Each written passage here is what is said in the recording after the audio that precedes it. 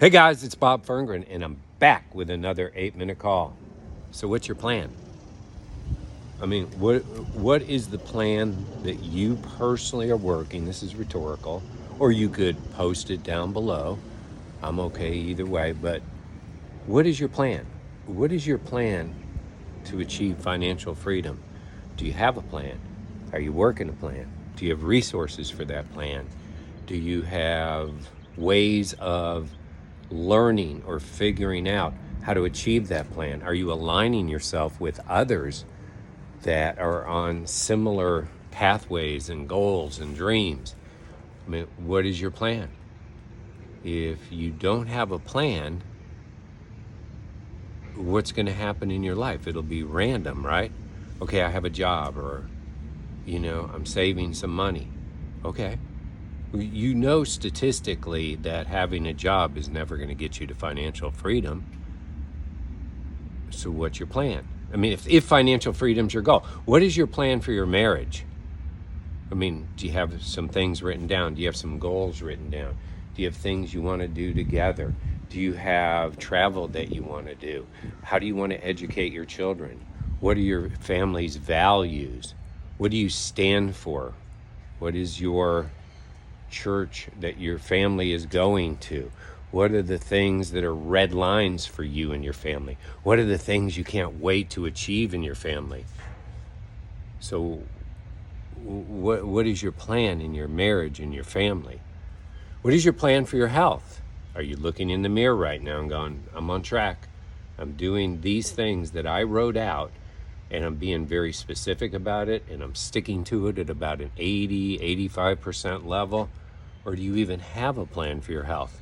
Let me tell you, your health goes downhill. You're going to be scrambling for a plan.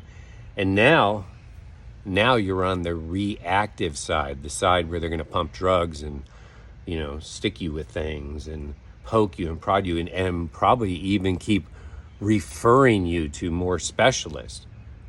Or you could be on the proactive side with a plan for eating better, reducing your stress, drinking more water, sleeping better. All things that maybe you know nothing about, but this thing I'm holding in my hand has a wealth of information. You pick a plan and you work the plan. You're not perfect. You have a job, you have distractions, you have life going on. But if you're not working a plan, what's going to happen for you? You're going to fall where the average is. And what do we know about the average? Well, the average people are overweight. The average people are deeply in debt because the vast majority of them don't have a plan. That's kind of how this thing works. You're an adult. You're not a tree. You can do things about your life. You're not just stuck standing there. You can move. You can do things to improve your life. And again, the comparison is just look at the average people. I mean, they're just living it out. That little dash between when they were born and when they pass away, it means nothing. It didn't accomplish anything. There's no legend, you being the legend, and there's no legacy. It just happens to you. And what kind of life is that just exists? You see all sorts of noisy people out there, right? Whether they're protesting or upset about something, but what's their plan other than to be against something? It's okay to be against it, but where the power and the energy lies, and what are you for? What do you stand for? What are you working for? What are your higher aims? I mean, there's no success teacher who doesn't teach you that. That might be a little different the way I just shared it with you, but you do have a choice. Everything is like this.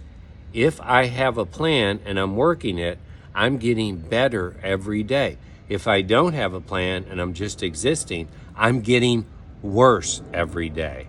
My value to society is worse. I become a burden on others. Oh, what's that mean? That because I'm overweight, or I'm not financially free, or I'm not taking care of my family. Well, who do you think takes care of it? Who do you think why are health costs so high? It's not because of the healthy people. It's because the unhealthy people. Why do you think, everything costs so much. Everything costs so much. It's because people have taken no time, and I'm talking the vast majority of people, certainly the average people, have taken no time to get financially educated, make better decisions, live within their means, have a budget, right?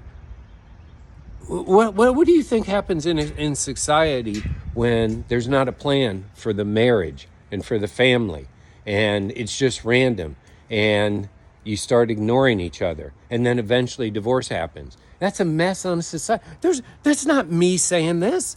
There's every statistic points to a mom and a dad in a home equals a much better outcome for society and for the children. So it's personal responsibility. I know a lot of people want to be part of a bigger thing and protest against that or this or this or that. But the best way to help society is for you being the very best you can be. So what's your plan? God bless. Have a great day.